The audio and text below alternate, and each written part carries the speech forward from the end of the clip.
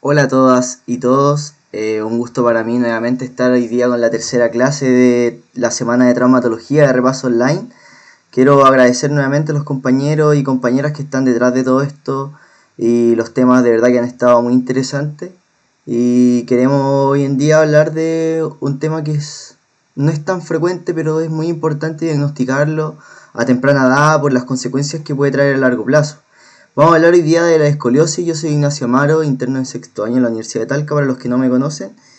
Y vamos a empezar. Primero vamos a hablar de la escoliosis como a modo de generalidades. Cómo nosotros vamos a encontrar al paciente, cuál va a ser su cuadro clínico, cómo lo vamos a diagnosticar. Y también tenemos que hablar de cuáles son las causas de la escoliosis idiopática, o sea, de la escoliosis como la escoliosis idiopática adolescente y algunos diagnósticos diferenciales. Y al final vamos a hablar de un poco de las conclusiones del tema en particular. Bueno, escoliosis, primero debemos definirlo, es una patología que está dentro del área de la traumatología de columna específicamente, pero también es abordada por los neurocirujanos, ¿ya? Esto consiste en una deformidad de la columna en un plano a nivel coronal y que puede ser causado por múltiples patologías. Puede ser congénito, por una enfermedad congénita, puede ser por una enfermedad neuromuscular, o puede ser simplemente idiopática, donde en la cual no tenemos una causa específica, y puede estar asociado o no a una rotación vertebral. Por convención, y lo que dice la guía GES para el tema del diagnóstico, debe tener un ángulo de Cobb mayor a 10 grados, y el ángulo es un ángulo de la curvatura principal que nosotros lo vamos a ver más adelante y lo voy a explicar cómo calcular. Puede afectar desde nivel cervical de la columna hasta nivel pélvico, que sería sacrococcigio. Esta es una imagen, por ejemplo, de la columna vertebral de un paciente en el cual a la izquierda nosotros vemos el corazón, ¿cierto? Vemos ambos campos pulmonares, vemos parte de las crestas ilíacas, la articulación sacroiliaca y vemos que la columna tiene una desviación hacia la derecha, que es una de las más frecuentes. Ya más adelante vamos a ver que cuando uno ve que la curvatura es a la izquierda, generalmente son curvas más atípicas y están relacionadas con otra patología y hay que estudiarlo más a fondo. Bueno, primero vamos a empezar en la anatomía. Debemos saber la cantidad de vértebras que nosotros tenemos en el cuerpo humano y principalmente la niñez. Está compuesta por 33 vértebras, son 7 cervicales, 12 torácicas, 5 lumbares, 5 sacras y 4 o 5 coccígeas que al crecer y cuando ya tenemos un esqueleto que es más maduro, el sacro se conforma en uno que sería sacro y el coccígeo que también sería un hueso coccígeo, un hueso sacro y un hueso coccígeo. Eso sería respecto a las vértebras y nosotros vimos que la escoliosis es una curvatura que se presenta en el eje coronal. Ya, o sea, yo veo al paciente por frontal, una radiografía anteroposterior y vamos a ver que tiene una curvatura. También tiene curvatura a nivel sagital, pero son fisiologías que la función de esto es mantener un balance espinal y la postura erguida del paciente. Dentro de esas tenemos la lordosis cervical, que es de cefálico a caudal, lordosis cervical. Después tenemos la sifosis torácica, que sería esto, ¿cierto? Que se ve en el puntero. Después, o sea, sifosis parte como sifosis torácica, después viene la lordosis lumbar y después ya es como una sifosis sacrococcígea, ¿ya? Y primero voy a definir unos conceptos claves para poder entendernos más en el tema. Nosotros tenemos la curva primaria, que es la curva patológica que nosotros vamos a ver en el paciente, pero el paciente puede compensar la curvatura para mantener este balance en el eje coronal y se puede generar una curvatura secundaria, ¿ya? La vértebra apex, que es la que podemos ver acá, es la cúspide o la punta de la angulación que se genera en la columna. Y esta curva puede ser estructural o no estructural. ¿A qué nos referimos con curvas estructurales? Cuando hay alguna alteración principalmente anatómica de las vértebras, lo cual me genera una alteración que claro, es estructural. Pero cuando nosotros tenemos una curva no estructural, generalmente no hay rotación, no hay lateralidad y se puede corregir. Puede ser ya a nivel más muscular o de tejidos blandos. Y para hablar de progresión de la curva es cuando nosotros tenemos, ya habíamos dicho que por definición un ángulo de Cobb mayor a 10 era una escoliosis. Cuando nosotros tenemos un aumento de más de 5 entre controles y medido por radiografía, nosotros podemos decir que el paciente ha tenido una progresión considerable. Dentro de la epidemiología, esta se presenta en el 2% de la población mundial, con un predominio más en mujeres, con una razón de 7 a 1 respecto a los hombres. La principal causa de escoliosis es la escoliosis idiopática adolescente, la cual nosotros no tenemos una patología descrita propiamente tal. Y claro, la prevalencia es mucho más en mujeres, pero cuando se presenta en hombres, tiene un curso que es un poco más grave o es mucho más progresivo. Dentro de las clasificaciones hay miles de clasificaciones, dependiendo de la radiografía, dependiendo de la gravedad, etc. Yo me voy a enfocar en dos tipos de clasificaciones. Uno es la altura de la curva, a qué altura se encuentra de la columna vertebral, porque nosotros ya habíamos dicho que por definición escoliosis puede ser desde cervical hasta nivel pélvico, que sería sacrococcigio. Entonces, dependiendo de dónde se encuentra esta curvatura, va a tener un nombre. Puede ser cervical, cervicotorácica, torácica, tóraco-lumbar, lumbar, lumbosacra, ¿ya? Y la otra clasificación es que esto es una patología estructural, una patología o sea, una alteración o malformación anatómica que tenga desviación lateral, rotacional, retracción de partes blandas, que no desaparezca cuando el paciente se acuesta o esté en decúbito, y que tenga presencia de gibosidad al momento de que nosotros le realizamos un test de Adam, que también lo voy a explicar, es parte del examen físico primordial para diagnosticar esta patología. Y además tiene una progresión que es mucho más rápida. Estas escoliosis, que son estructurales o verdaderas, se presentan en pacientes que son generalmente menores de 1 año o 2 años, tienen una progresión que es mucho más rápida, son mucho menos benignas, ¿ya? Y tienen asociados otras malformaciones, ya sea del sistema cardiovascular, sistema respiratorio, sistema renal, etc. Y las otras son las no estructurales o que son funcionales, ya no presentan una rotación vertebral, una rotación vertebral, claro, generalmente son posturales. El paciente adopta esa postura escoliótica o es una postura antiálgica. Desaparece el paciente en decúbito supino, que es una medida también en la cual nosotros podemos pedirle una radiografía al paciente en decúbito y una radiografía con carga en bipedestación. Carece de gibosidad al momento de realizar el test de asma y corrige con el esfuerzo muscular.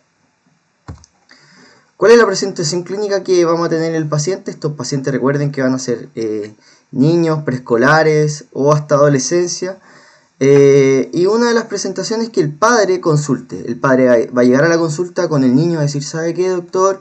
Me di cuenta que mi hijo tiene la columna o la espalda como asimétrica o que está media rara, etc. ¿Ya? Y que ha visto que esto progresa en el tiempo, ¿ya? La otra es que en la escuela los profesores o el profesor de educación física diga que tiene alguna deformidad de la columna. Y lo otro es que simplemente el chico fue a un examen, a una evaluación pediátrica general y fue un hallazgo incidental en el examen físico. Y la otra presentación, en verdad que más que presentación, uno habla de complicaciones de la escoliosis, ¿ya? Pero también se puede presentar por medio de la complicación.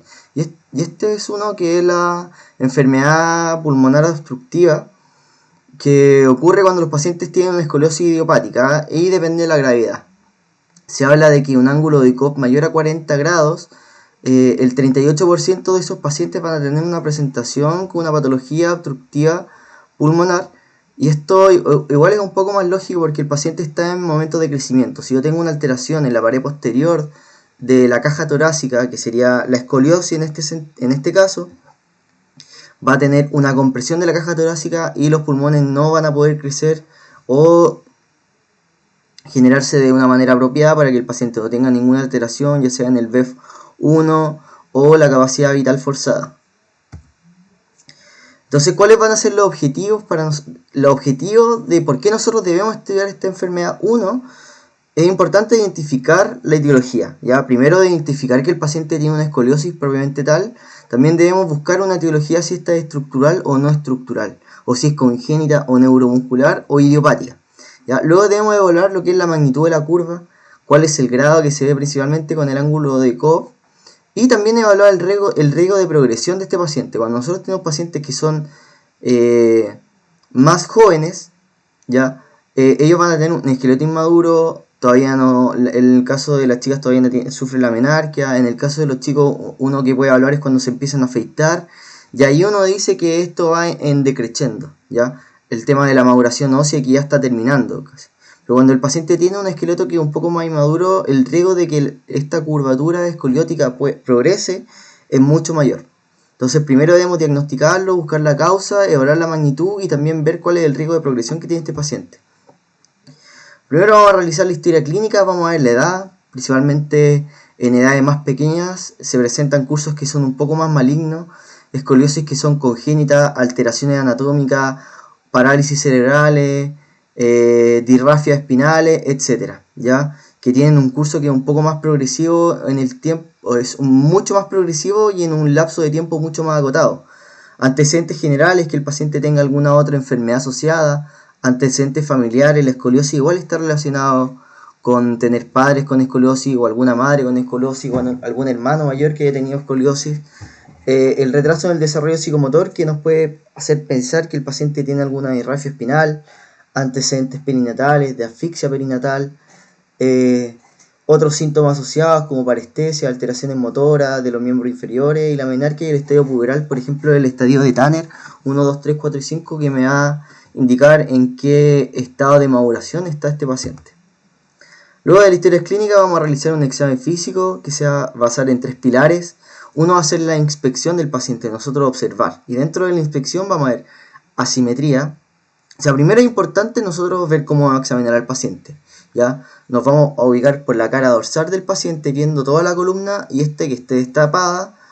Y vamos a ver primero la simetría. Si el paciente presenta no simetría de hombros, de clavícula, de escápula, de cresta ilíaca, de disminución de la longitud o asimetría de la longitud de los miembros superiores, etc. También vamos a ver lo que es la curvatura. Si el paciente tiene una curvatura, hay un signo que se llama signo de tal, que cuando el paciente se ubica con el tronco erguido y los miembros superiores colgando por el borde del dorso, se forma un triángulo, ¿ya? Entre el codo y el margen lateral del torso, y cuando hay una simetría también me puedo orientar a que el paciente tiene una escoliosis asociada. Lo otro son manchas café, laxitud de piel, estigmas cutáneos que me pueden hacer pensar en que el paciente tiene otra patología que es causa o que está dentro del síndrome complejo y está ahí la escoliosis. El otro es el test de ABA, en el cual el paciente con los pies juntos, las rodillas juntas, va a dejar sus brazos colgando como intentando tocar la punta de los pies y nosotros por posterior vamos a analizar si tiene alguna jiba o no o alguna alteración. Aquí en la imagen se puede ver que el paciente está realizando un test de ABA y la espina está normal, o sea el dorso está normal, y aquí en la escoliosis vamos a ver una jiba costal y podemos ver que también es derecha, que es lo más frecuente. Otras son las maniobras específicas, que es el uso de un escoliómetro que mide más que la curvatura o la angulación de la escoliosis, mide la rotación vertebral que tiene este paciente. Entonces nosotros vamos a ubicar el escoliómetro, por ejemplo a esta altura, aquí en el puntero, con el paciente realizando una flexión de cadera como el test de Adam, y vamos a ir con el escoliómetro evaluando vértebra por vértebra y vamos a ver cómo va rotando en el eje centrado, que sería la angulación 0. Aquí si pueden ver el escoliómetro, se ve un poco que hay una pelotita, ¿ya? Entonces uno va evaluando desde aquí hacia arriba, aquí marca 0 y se va rotando hacia la derecha donde se va formando una leve jiba. Entonces este escoliómetro se va a cargar con una angulación hacia la izquierda, ¿ya? Porque la pelota cae. Cuando nosotros tenemos en el escoliómetro un valor de 7 grados o mayor a 7, nosotros podemos extrapolarlo a que la radiografía vamos a tener un ángulo de COP mayor a 20 grados, ¿ya? Hay escoliómetros que son convencionales como el que ustedes pueden ver acá, pero también hay aplicaciones de celulares los cuales también mide las angulaciones. El otro método que nosotros, o en lo que nosotros nos podemos apoyar para el diagnóstico, es la evaluación radiográfica. Solicitarle una radiografía al paciente. ¿Cuáles son las indicaciones de esto? Es cuando tenemos un escoliómetro con un valor mayor a 7, que es lo que yo le había dicho que se extrapolaba, que el paciente podía tener más de 20 grados, que tenga una escoliosis clínica. Al examen físico nosotros vimos que tenía una jiba costal con un test de Adam positivo, que tenga una simetría torácica evidente, o que el paciente ya haya sido previamente diagnosticado y nosotros tenemos que empezar a evaluar la progresión de este paciente y si mejora o no con el manejo conservador y si vamos a decidir un manejo quirúrgico. ¿Cómo se indica la radiografía? Es una radiografía de columna vertebral completa, antero-posterior lateral en bipedestación o con carga, ¿ya? Primero, ¿qué debemos buscar en la radiografía? El paciente se va a tomar la radiografía, nosotros la vamos a evaluar y tenemos que mirar la radiografía como si nosotros estuviéramos por posterior del paciente, ¿ya? Ubicamos el corazón en el eje, en el lado izquierdo, ¿cierto? La burbuja gástrica también, y nosotros nos vamos a ubicar. Primero vamos a analizar el eje vertebral completo desde cefálico a caudal y ver si es que hay alguna alteración anatómica vertebral, como una vértebra en cuña o alguna hemivértebra con una osificación de placa, etc. Y también buscar anomalías de parte blanda que también se pueden ver. Y específicamente también vamos a buscar a ver si hay signos de alguna erosión ósea, un tumor, etc. ¿Ya?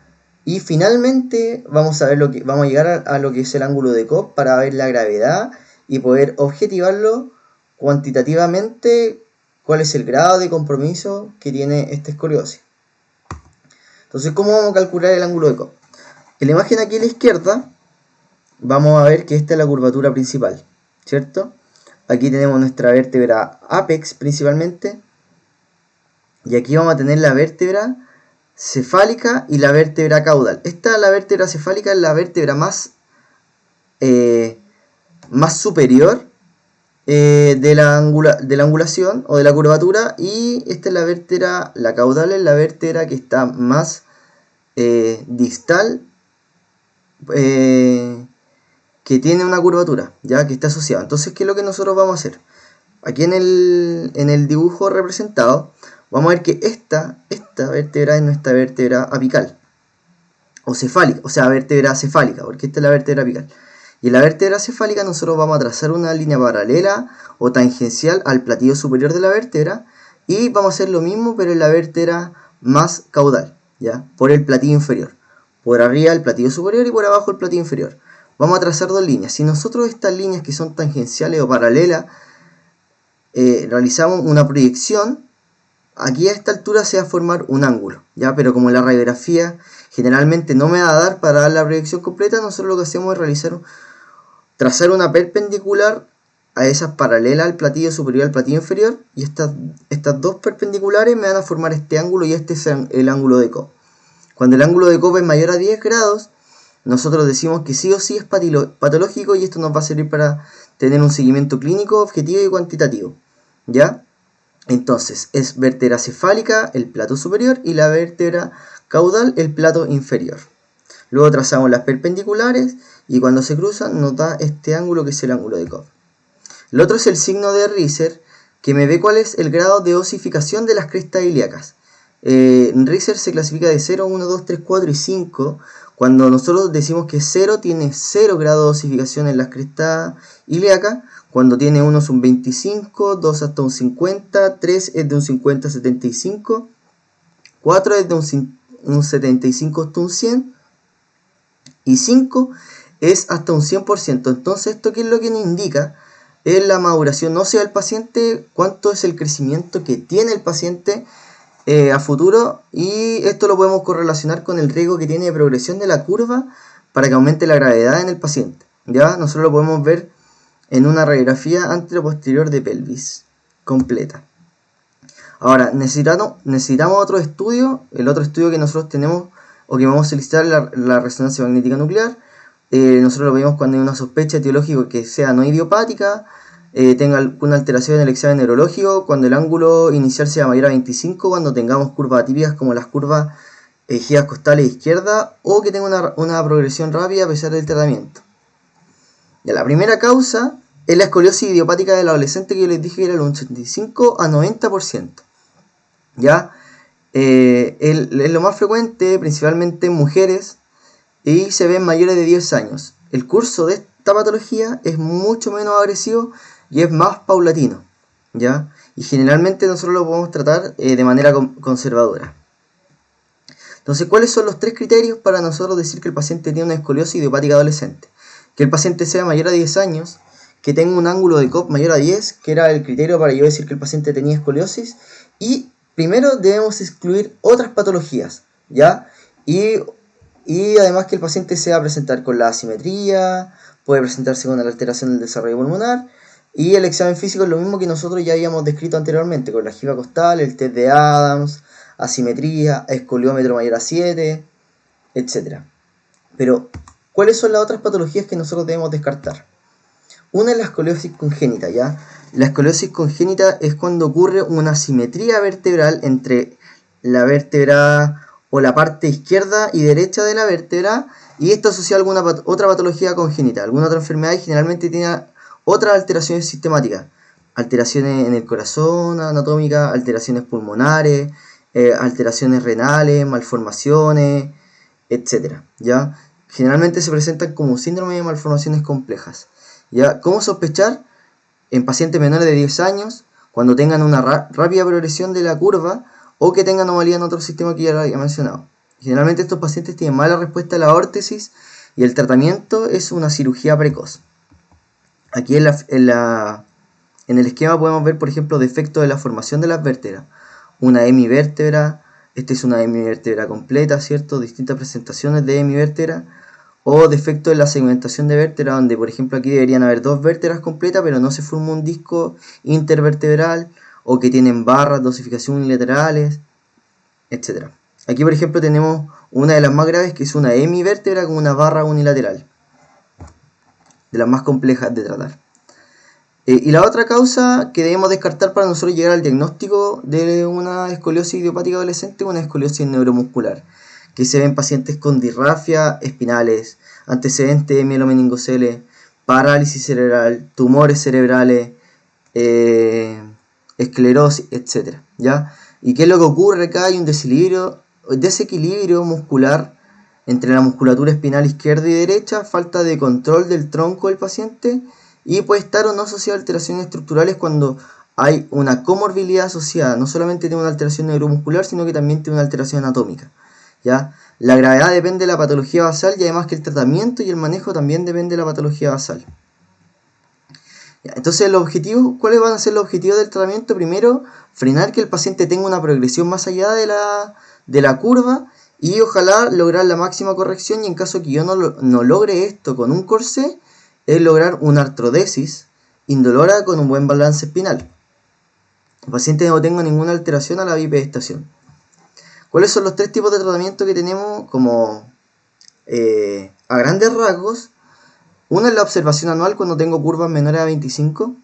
Otra es que el uso de corsé o manejo ortopédico cuando tengo curvas de 25 a 40 grados con inmadurez, que nosotros lo vamos a ver con el signo de Riser, con la escala de Tanner, la menarquia, etc.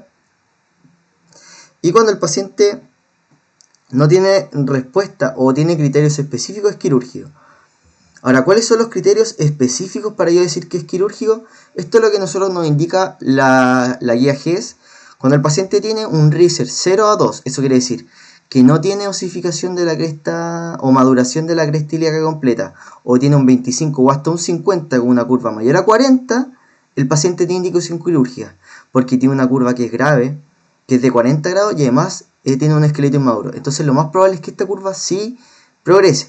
Si yo tengo un esqueleto que es inmaduro, o sea, un poco más maduro, entre un 50 y un 100%, que se exprese en la radiografía AP de pelvis, y que yo vea la cresta ilíaca con una maduración de la cresta, que sea mayor a 40, pero que además tiene progresión, que era mayor a 5 grados en el ángulo de Cobb entre controles, también tiene una indicación quirúrgica. Y cuando tengo un Riser 5 con una curva mayor a 50, también es grave, y nosotros debemos indicarle al paciente que tiene un tratamiento quirúrgico, o debemos derivarlo para que tenga una resolución quirúrgica. ¿Ya? Entonces, ¿cuáles van a ser las conclusiones? Ya vimos cuál era la historia clínica, cuál era el examen físico que vamos a tener el paciente, cómo vamos cómo vamos a pedir la radiografía, y cómo vamos a nosotros medir el ángulo de Cobb y ver el grado de gravedad y el riesgo de progresión de este paciente. Entonces, primero reconocer qué pacientes podrían presentar escoliosis por los antecedentes, por la edad, por el cuadro clínico, y cuáles son sus complicaciones. Por ejemplo, la enfermedad pulmonar obstructiva severa en este paciente porque no tiene buen desarrollo pulmonar. Saber realizar una buena anamnesis y examen físico, indicar radiografía a los pacientes que lo necesiten. Siempre diferenciar la escoliosis cuando es idiopática, no idiopática, Y lo más importante, recuerden que esta es una patología GES, siempre derivar al especialista, ya sea traumatólogo de columna o neurocirujano, lo que ustedes tengan, o neurología, y recordar que es patología GES, por lo tanto tiene una implicancia médico-legal. Esta es la bibliografía y muchas gracias.